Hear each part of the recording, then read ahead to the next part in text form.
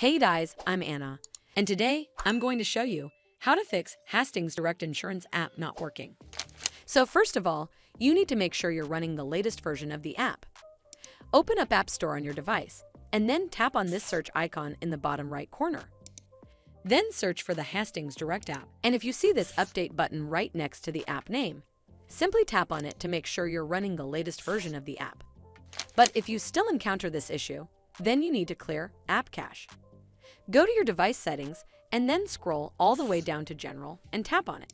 Then tap on iPhone Storage. From here, search for the Hastings Direct app and then tap on it.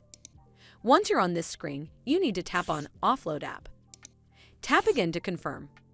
It'll take a bit for processing, and then a Reinstall button will show up. Simply tap on it to reinstall the app. This should fix the issue, but if it doesn't, then you need to completely reinstall the app. Follow the on-screen instructions to navigate all the way to the app page. Once you're on this screen, tap on Delete App to uninstall the app from your device.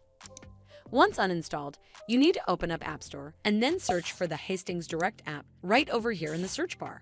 And then click on this Get button to install it back on your device. Hopefully this will fix the issue, and if it did, then make sure you give this video a super thanks by clicking on this heart icon to help support the channel, and don't forget to hit that subscribe button. We'll see you in the next one.